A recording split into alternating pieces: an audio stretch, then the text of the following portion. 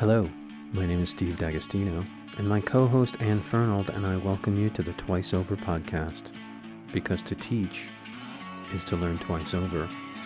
In this episode, Choose Your Own Adventure, we discuss innovations in learning spaces.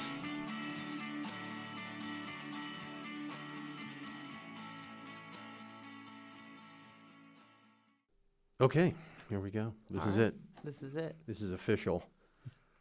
We're in a podcast studio. I kind of can't believe that. We are in a podcast studio, and I don't know if the viewers, I guess they're listeners, They the are listeners at listeners. home can differentiate in the sound quality.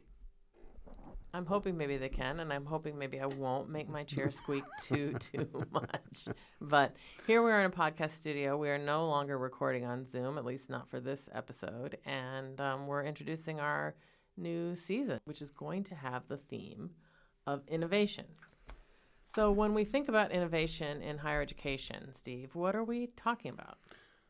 Well, I guess what prompted us to come up with the idea of innovation is a couple of things.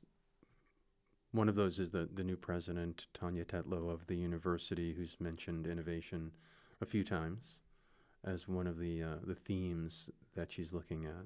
The other has to do with coming out of the pandemic. Mm-hmm.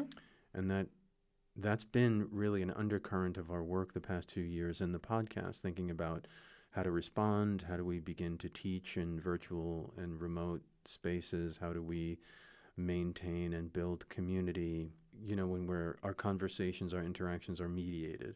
When the pandemic started, we were forced to innovate, or we were forced to adapt. Let's say maybe not innovate, but we were forced to adapt when the pandemic hit and we could no longer be in a classroom together. So one of the questions that I have is, of the things we learned to do, what are we retaining, right? And so I get super excited about innovation on the one hand, and on the other hand, I like to think about it really skeptically, right? What are the things that were necessary when we couldn't be together in the same space that we're going to throw away now that we can be back in the same room? And what are the things that actually made learning better, more effective, more interesting, more joyful, more sustainable, more efficacious? So that's interesting. So if I were to ask you, what is one method or one aspect of teaching during the pandemic that you're happy not to do anymore, what would that be? What occurs to you? So I was mortified the other day because a student wanted to Zoom in, and I was like a newbie on Zoom. And I got nervous, I got flustered because I'm a little bit out of practice. So doing that hybrid class where some people are on Zoom and some people are in the room, I don't want to do it.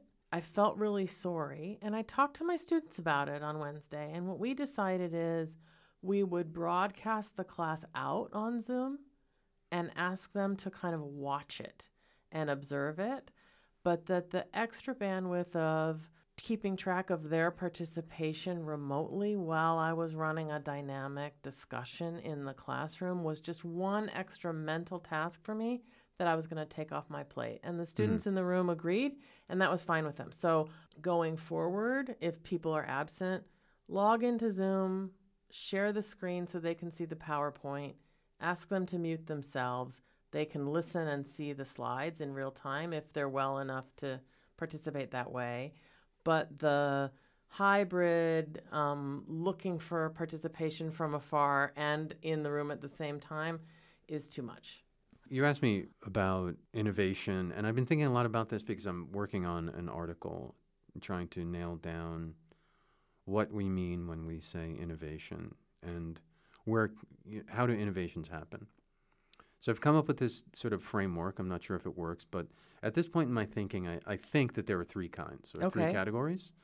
You know me, I love categories. If we were to divide people into two kinds, I would be the kind that liked categories. The first, I think, category of innovation, if that's the right way to say it, would be intentional. Okay. So we would think about, say, the interactive whiteboards as an intentional instructional innovation, right? And the university and many schools invested a lot of money in this technology, and they're not really broadly adapted. They didn't spark transformations of teaching and learning spaces the way they intended to. They were terrible. I mean, I went into my classroom one year and I had an interactive whiteboard and I put something up and I started writing and I clicked something with the pen and I clicked the erase button and I erased everything I'd written. I didn't understand how to use it. It was not as good as a chalkboard. It felt imposed on me from the outside. It didn't work. That's a perfect anecdote for how intentional integrations often don't work. Right. So another category might be what we could call accidental. So we think about accidental integrations of technology when technology, it becomes present in the teaching and learning space unintentionally. So that would be all the students have laptops now, or everybody's got a smartphone. And often the response from instructors, from teachers, from the people who kind of maintain that space, the boundaries of that space, is one of rejection and control. I can't believe all my students have laptops. All they do is open their laptops and they're taking notes, but they're really not taking notes. They're looking at, MySpace, because this is some years ago, right? But now we rely on students to have laptops. It's like a really effective tool for us. One-to-one computing. One of the issues during the pandemic is the justice aspects of certain students not having laptops. That's right. And really, isn't it a right for everyone to have a laptop? Which is really a transformation from where we were 10 or 15 years ago. The same thing now really is with smartphones, right? Yes. Certainly in K-12 environments, but the same in higher education. How do I get my students to put their phones away? They're always looking at their phones. And so that's hardware, but we can even think from the software application side, something like TikTok. How can we teach with TikTok? How can we use TikTok as an instructional tool? Now, it's not designed as an instructional tool. No. But theoretically, it could have educational applications. So those are examples of accidental integration, which even in this, very cursory overview can tell you where the innovations are really coming from if we think about it, right? The third is related to the pandemic, which I'm calling coercive. Sure. You have no choice. You must teach remotely. You have 10,000 instructors at Fordham University, all of them now required to teach remotely. And the response, it varied the way people respond to any kind of change. Some people just, I'm taking sabbatical, or I'm retiring, or I'm not going to teach this semester, however way I can manage that. Others tried as best they could to adapt, and they had varying degrees of what they would consider to be success based on their ability to manipulate the technology. And then other people were really committed to being what we would call innovative. Right? What are some new and exciting ways I can teach in this remote modality? But the coercion is the fact of the pandemic and that we couldn't be in the classroom anymore. So if we want synchronous learning, that's happening over Zoom or some similar video conferencing technology. So if you never learned that before, this was your time. March 2020 was the moment when you had to figure it out. Right. So the issue now, I think, is returning. We're sort of post-pandemic, right? We're coming back to face-to-face teaching and learning. What did we learn, and what are we going to keep? So now I'm circling back to your original point. If everyone, by everyone I mean, large percentages of students and instructors now have experiences of technologically mediated teaching and learning, what can we take from those experiences to think about innovating face-to-face environments? And also, how do we persuade people to come back to the face-to-face environment when we spent 2 years convincing them that remote learning is just as effective? So why am I going to schlep now? Why can't I do this from home? Right. I think that's a good question. And I think one of my answers is, if you're coming to class, is the place where you get to talk, right? So there's a dynamic back and forth in the classroom discussion that's really hard to manage with a couple people hybrid, where if everyone's on Zoom, I can manage that. If everyone's in the room, I can manage that. I never got great at managing both. And so one of the things that you offer in the classroom is that sense of the dynamic conversation, right? But I think that's such a big challenge of teaching, isn't it? I think you and I share a sense that instead of having the strict attendance policies of yore. What you want to do as a teacher teaching in a classroom face to face with students in the space is to make that 75 minutes so valuable, so worthwhile, such an important part of learning the material that the course sets out to learn, that it's worth it to the students to make the commute, to come to that space and be together. And so part of that for me is about community. So one of the innovations in my classroom that has absolutely nothing to do with technology is something I learned from Christiana Zenner, a professor of theology. We interviewed her very, very early on in season 1, was about the check-in. And I start every class with a really quick check-in. And I alternate between check-ins that are like, what's your favorite breakfast for a Tuesday morning when you're in a rush? We just kind of laugh and share something very light, to what's something in the reading that you hope we get a chance to talk about today, where I'm really asking students to listen to each other and I learn what they're interested in before I've said anything. And that check-in is so powerful for making students feel invested in each other's learning. And even now that it's still only September, they're getting to know the kinds of things that this student is interested in as opposed to the kinds of things that they are interested in, right? And so they're getting to know kind of intellectual affinities and intellectual differences. And they can see like, oh, that's right, she's a poli-sci and philosophy major. She's coming at this from a different point of view. That's really interesting to me. So Right. that's great. So, it's interesting here in the library where the podcast studio is, they're rebuilding the computer labs. The lower level of the library Okay. had a bunch of computer labs, and they're taking them out, right? No more computer labs. Okay. And so that's in response to students having mostly, I'm not saying no computers, but the notion of the lab, they're rethinking that. When 'Cause I it- was in college in the 80s, I didn't have a computer. So I would take whatever I'd typed or written by hand and go to the lab to write that. That is so far in the past now. So even though we still have issues of equity with technology access, by and large, undergraduates have some kind of computer. Right. So if we need a different way to think about how we're integrating technology into spaces, and thinking that, well, the space doesn't necessarily need to provide the technology. This is a technology space, Right. but people are bringing their own technology to that space. So what is it about the space that makes it conducive to that kind of activity?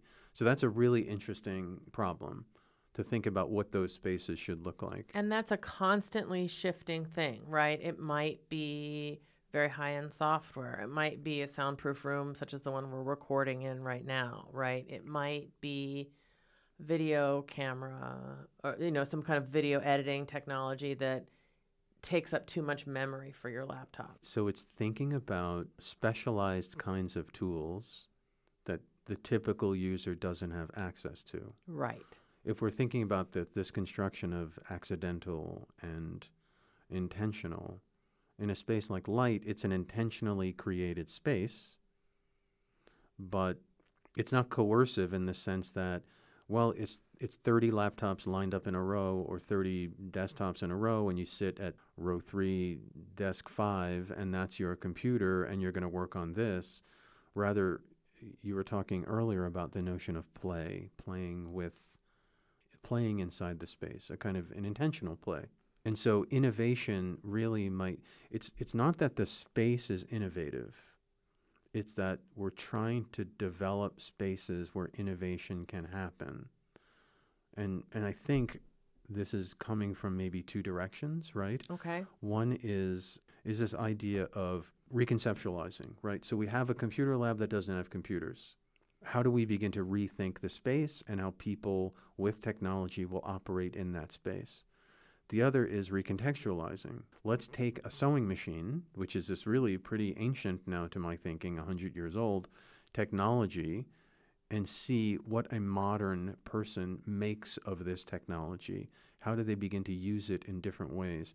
How does a 19-year-old integrate a sewing machine into her learning?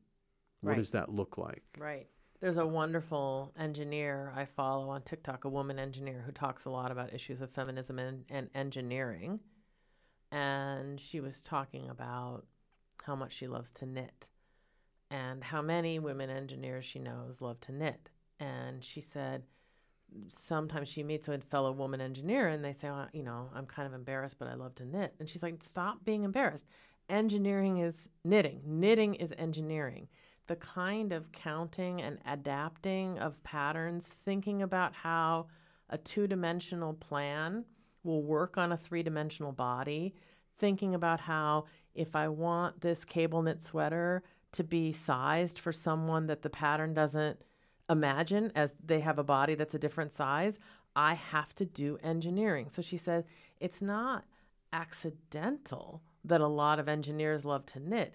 It's actually the same kind of thinking, right? And so one of the reasons why, when I remember talking to Fleur many years ago about what the makerspace at Fordham should be, I was so insistent on and so delighted that she shared my insistence that we have a sewing machine for precisely those reasons. Is that I'm just like, that crafting with your hands helps you build and make things and makes it real, helps you make these ideas feel real to you so that you can move back and forth between 2 and 3 dimensions, between abstract and concrete.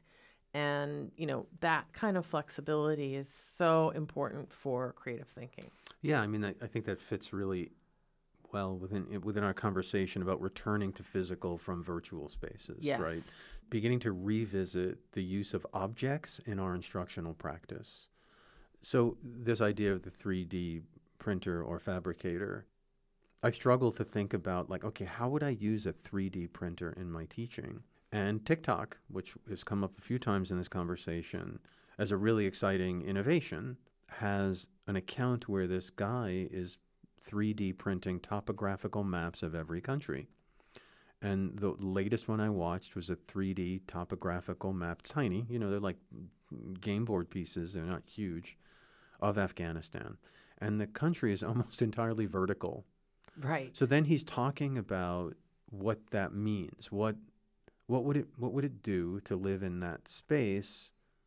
How does the topography affect the politics, the culture? So we think about the wars, the political Right. history of Afghanistan. Now, obviously, it's more complex from the topography, but it opens up another avenue of analysis through the use of this object that wouldn't necessarily be so apparent at first. I think it's the intentional acquiring of a 3D printer and the accidental viewing of this TikTok has right? shown you an application that you couldn't wow, have. It's right? so cool. Suddenly, it's you got chocolate in my peanut butter, right? It's this moment where I'm putting together things that didn't normally seem to go together, and I get this whole new thing. So the question is, how do we create spaces where that kind of innovation is possible? So we've really been talking more, I guess, structurally, right? Okay. In terms of the physical, the built environment. And a lot of times as teachers, we work to overcome the built environment, like, oh, my chairs are screwed down, right? Right. We were going to do group work, and I got assigned a classroom with chairs that don't move. Right. So let's imagine now that those, at least in spaces like light, those physical impediments have been removed. But there are other barriers to innovation which are not external but internal, right? There's something about the user, the teacher, the instructor, the student's stance about or their expectations around teaching and learning that can inhibit innovation. So that's really, really important and really a much harder barrier to overcome, right? So in any classroom, you have a mix of students who may be quite comfortable with being told, the 4th unit is undesigned and we're going to design it together. And a number of students for whom that's a source of tremendous anxiety. And as the professor, when you're facilitating those conversations about, well, let's talk about what the 4th unit should be together as a class, you have to know that there's a wide range of responses to it's choose your own adventure time, right? Some people feel really inspired by that when I say this is kind of choose your own adventure. And other people say, when you say choose your own adventure, do you mean it would be okay if I chose my own adventure. I'm like, yeah, that's kind of. Well, I mean, I think that brings up I think a major issue when we think about educational innovation is trust, Yes. right? So what does this mean for my grade? Like, I don't understand. Okay, I'm going to attempt this really creative, interesting project, but there's risk involved. There's risk of failure. It never meets its fruition. It doesn't work out. What does that mean? It's just easier for me. It's just, I'm going to read the chapter. Give me the quiz, right? Right. I want my 85%, and at least I know I've got a solid B in the class and I can move on with my life, right? This kind of like, do whatever you want, make a series of TikToks, make a podcast, draw a drawing. Terrifying. So when we talk about trust, it's not just trust in, the microenvironment of our class. It's really Right. thinking about, is this class legitimate? How do I communicate as the instructor to my peers and colleagues about what I'm doing in my teaching environment? So again, to revisit the space we're in now, it's that kind of behavior, right? 3D printing a skull or the topographical map of Afghanistan is immediately celebrated and perceived as legitimate. Okay. So it's a cultural issue, really, right? Partly what I bring to a space and what the space is communicating to me about what's legitimate and appropriate. So if I'm teaching a lecture with 200 students in an amphitheater, how do I begin to really conceptualize innovation? What does that look like in that space? So you're talking, I think, about procedural innovations, right? Instead of me telling you where the learning is going to come from and how we're going to demonstrate it, you're going to tell me. Mm-hmm. So I think that's not technological, right? But innovations don't just happen in technological spaces. We can begin to think about what are the kinds of activities I engage in both individually and collaboratively with my students, and how can I make procedural innovations, like change how we're doing things, as a first order innovation. It's not a radical transformation, right? But we're doing something different with an eye on greater agency, collaboration, authenticity, whatever my values might be. Yes, absolutely. And one of the things I think about a lot with that is a tiny, tiny change that's been transformative for me, which is changing from, do you have any questions, to what questions do you have? Right? And those little shifts, right? What questions do you have means I expect you to have questions. It means you should have questions, which means you should be actively listening and attending to what's going on. You should be coming to class, having done the reading, thought about the reading, curious about the reading, matching the reading up against what's happened in class discussion, and seeing something that maybe doesn't quite fit or that is not perfectly described for you yet, and being able to articulate what you still are eager to learn.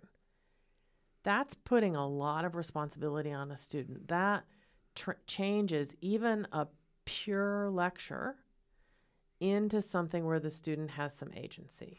Yeah, that's a great point. And so the difference there is, do you have any questions? I just lectured for an hour. Do you have any questions? Right, so that communicates like I shouldn't have any questions. So as you were speaking, I was thinking about, I have pronouns in my email and on my Zoom handle and so on. And so that's an innovation, right? That's something different. That's a change. And what does that do? Now, I see it as minor, right? I'm just writing these words. I'm communicating, okay, these are my pronouns, and also a technological correlate is in the list now in Banner, in the class list, students can tell me their preferred name. Yes. So I can put that in, and they can do it also into the attendance sheet.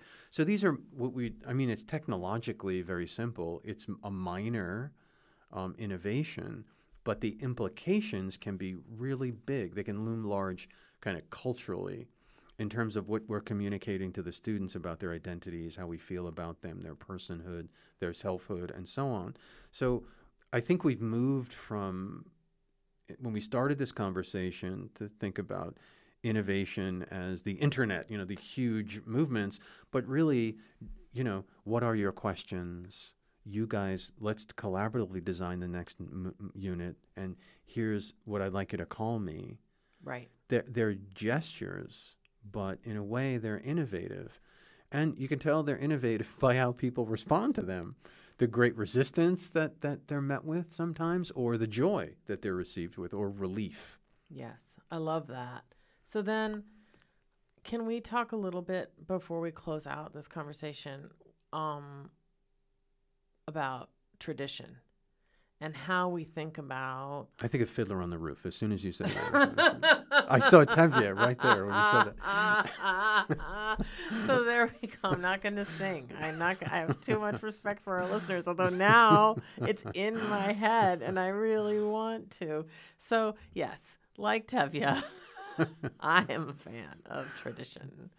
And we teach at a Jesuit university. Mm-hmm. And Jesuit universities have 500-year tradition of innovation, right? And so how do we think about when to retain something? Like, what's our rubric? What's our decision tree? What's the way that we choose? We can't do everything all the time, right? And so how do we decide, here's a new thing I want to try, and here's the thing that I used to do on the second day that I'm not going to do anymore? So we think about men and women for others, the whole person. Mm-hmm. And as we, the human community, learns more and more about what a person is, the needs of the whole person, how people tell us who they are, so our responses to that person have to change according to those self-perceptions, right? That there are constantly emerging needs that have to be met with care and equity and justice. As we learn more about people, we learn more about how to help them and serve them. And what we learn about people changes with context over time, exactly. Right? So one of the things we're thinking about in 2022 is the fact that we're all emerging from 2.5 years of acute pandemic, right? Mm-hmm. And so there's an acute experience of public health trauma that we're responding to. And here's hoping that context shifts to something better 2 or 3 years down the road, and some things that we need to do in order to show care for our students will be less crucial. I mean, what was remote learning at scale other than a massive foray into assistive technology? Yes. I cannot be physically present. There's something about my physical self that precludes me from being together with you in this space. Yeah. So we have to make a technology that will assist us in being able to do that. And a real theme in our work during the pandemic was, I love that tool, but it doesn't provide captions. Or I love that interface, but the visually impaired won't be able to use that. Right. And one of the things that I really, really struggle with is people who are immunosuppressed, people with disabilities, people who, for a wide variety of absolutely valid reasons, did better in remote learning. Where have we left them now that we've returned to face-to-face classes? And I think while I'm happy with the compromise that I've arrived at for my set of 19 students this semester, I'm conscious that it might prove inequitable for some. This season, yes, we'll be looking at innovation. That's our theme for season 3. Right. And we're thinking about it enthusiastically, skeptically, in 360 degrees. And so it's going to be really exciting. We've got some great guests lined up, and we hope you keep listening. Twice Over Podcast is available on SoundCloud, Stitcher, and Spotify, with new episodes appearing twice each week. For host and guest bios and show notes, please visit our website, twiceoverpodcast.com. You can follow us on Twitter at twiceover1 or email us at twiceoverpodcast@gmail.com. Thanks so much for listening.